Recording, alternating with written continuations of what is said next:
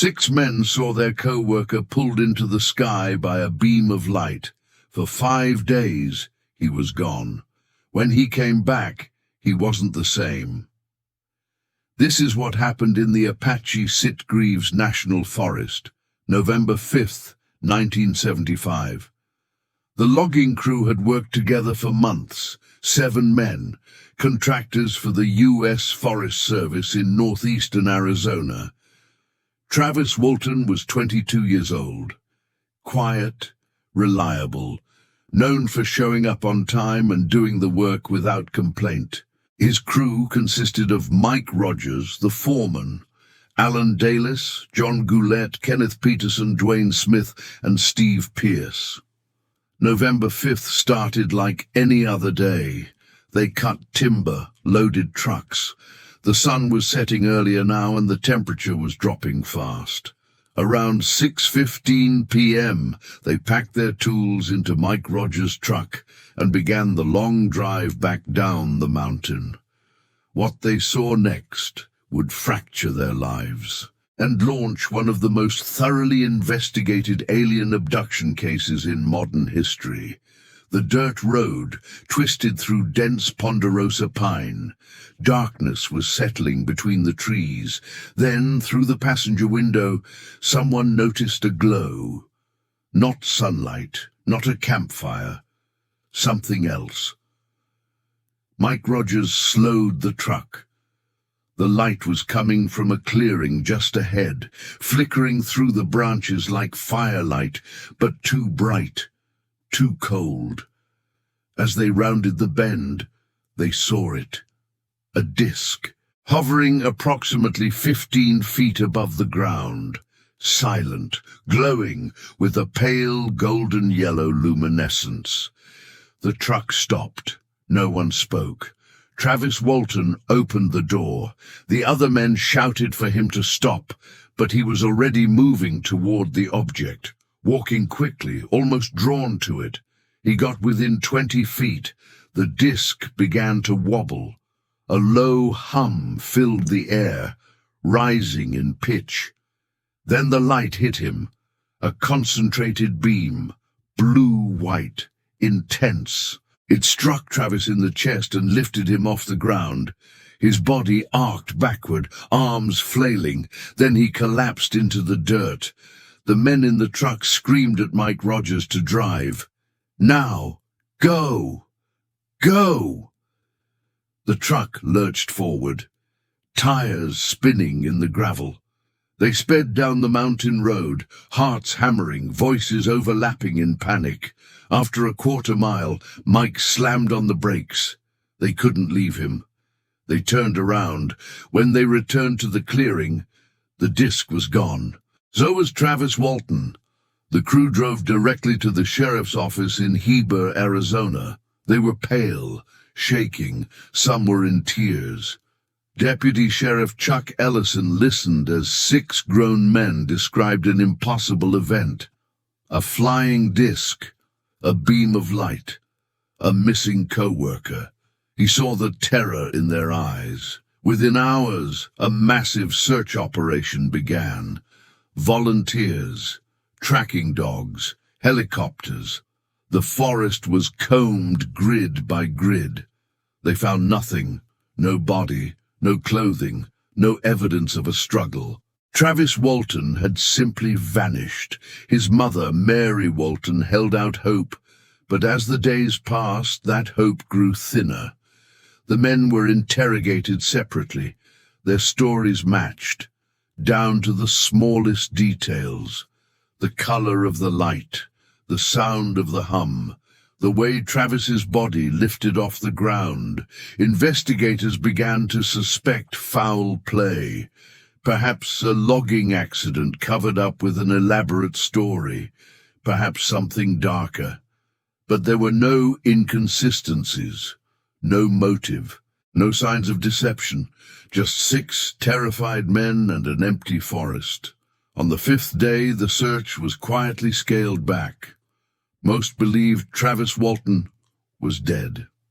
November 10th, 12:05 a.m. A phone rang at the home of Grant Neff, Travis's brother-in-law. The voice on the other end was weak, confused. It was Travis. He was at a gas station in Heber, disoriented, asking for help. Grant and Dwayne Walton, Travis's brother, drove immediately to the location. When they found him, Travis was slumped near a payphone. His face was pale, eyes unfocused. He had lost 10 pounds. He was wearing the same clothes from 5 days earlier. Travis couldn't explain where he had been. His memory was fragmented, pieces missing. What he could remember came in flashes, waking up in a dimly lit room, lying on a table, struggling to breathe, figures standing around him, short, humanoid, large eyes, smooth greyish skin. He tried to fight them, pushed himself off the table, stumbled into a corridor. Then a larger being, more human-like, wearing a helmet, leading him into another room. And then, nothing. The next clear memory was collapsing on the pavement outside the gas station. Doctors examined him immediately.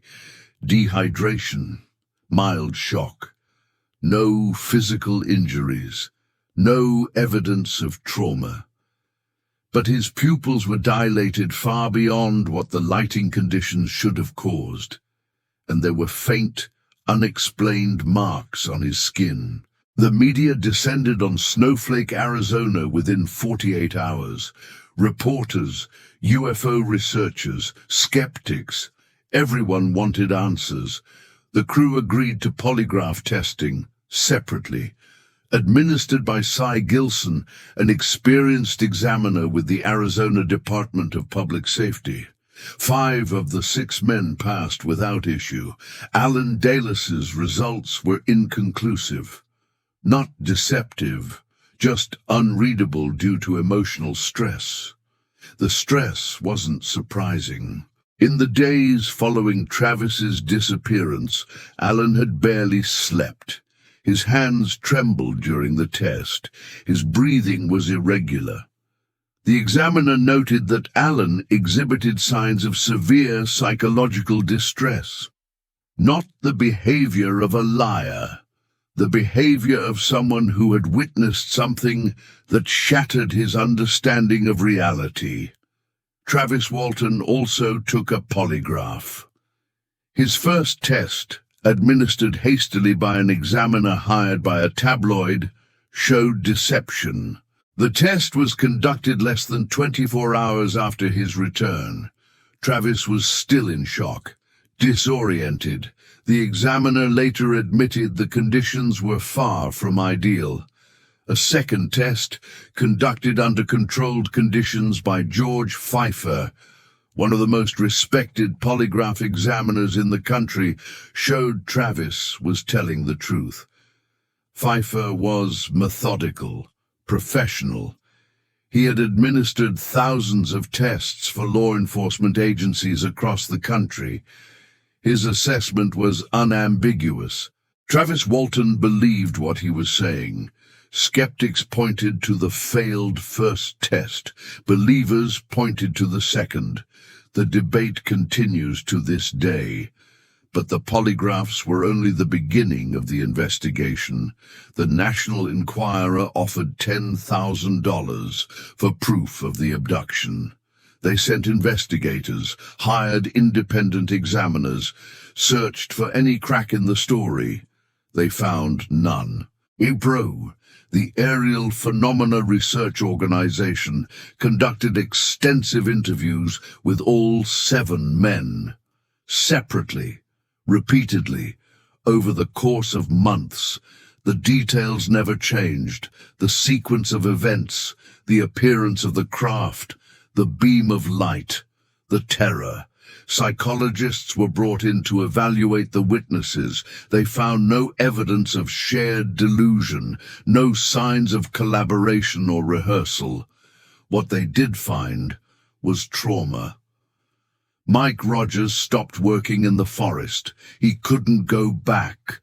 The trees felt different now, threatening. Every shadow could be hiding something. He developed insomnia, would wake up in the middle of the night, heart racing, convinced he was back in that clearing. His wife noticed he would stare out the window for hours, watching the sky.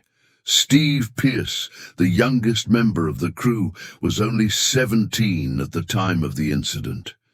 He tried to move on, told himself it was over. But the nightmares didn't stop. In his dreams, he was always running, always too slow, the light always finding him. He avoided talking about it for years. The ridicule was too much. Friends didn't believe him. Strangers called him a liar. In interviews decades later, his voice still shook when describing what he saw. Dwayne Smith withdrew completely. He stopped socializing, stopped trusting people. The questions never ended. Law enforcement, reporters, curiosity seekers who wanted to hear the story firsthand. He just wanted to be left alone. Kenneth Peterson and John Goulet faced similar struggles. The case became their identity, whether they wanted it or not. Job interviews became interrogations. Potential employers would recognize their names, and the conversation would shift. Are you the guy who saw the UFO? Do you really believe that happened? The skepticism wore them down, year after year, but perhaps no one suffered more than Travis Walton himself. The physical recovery was relatively quick. Within weeks, his weight returned to normal. The marks on his skin faded, but the psychological wounds ran deeper. Travis struggled with depression, anxiety, a persistent sense that he was being watched. He moved away from Snowflake, changed jobs, tried to start over, but the memories followed him. The faces of the beings, the cold metal of the table, the overwhelming sensation of helplessness, and something else. Something he rarely talked about in public. A feeling that they weren't done with him, that they could come back any time. Dr. J. Allen Hynek, scientific consultant to the U.S. Air Force's Project Blue Book, reviewed the case extensively. Hynek had spent decades investigating UFO reports. He had seen hundreds of cases. Most were explainable: misidentifications, hoaxes, atmospheric phenomena, but some weren't. Travis Walton's case fell into that second category. Hynek interviewed the witnesses personally. He reviewed the medical records, the polygraph results, the search documentation. His conclusion: the witnesses were credible. Their account was consistent. Their behavior was consistent with genuine trauma, and there was no logical reason for them to fabricate such a story. The cost was too high, but not everyone was convinced. Philip Klass, a prominent UFO skeptic and aviation journalist, argued the entire event was fabricated to escape a contract penalty. The logging crew was behind schedule on their Forest Service contract. A dramatic excuse, he claimed, might get them out of financial trouble. Klass published his theory widely, appeared on television, wrote articles dissecting every aspect of the case. He pointed to the failed polygraph test, questioned the timeline, suggested the witnesses had colluded. The problem with Klass's theory: the contract penalty was minimal, less than a few $100s. The psychological cost to the men was enormous. Careers derailed, relationships strained, mental health damaged. No amount of money could compensate for what they endured. And there was another problem with the hoax theory: the sheer consistency.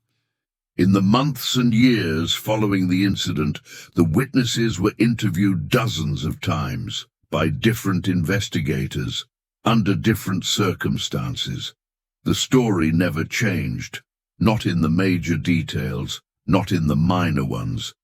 Psychologists know that fabricated stories tend to evolve over time. Details shift, embellishments creep in, memory becomes unreliable. But the Travis Walton case defied this pattern. 40 years later, the men still described the same sequence of events, the same colors, the same sounds, the same terror. In 2021, Steve Pierce gave an interview. He was in his 60s now, grey hair, weathered face. When asked if he stood by his account, he didn't hesitate. "I saw what I saw.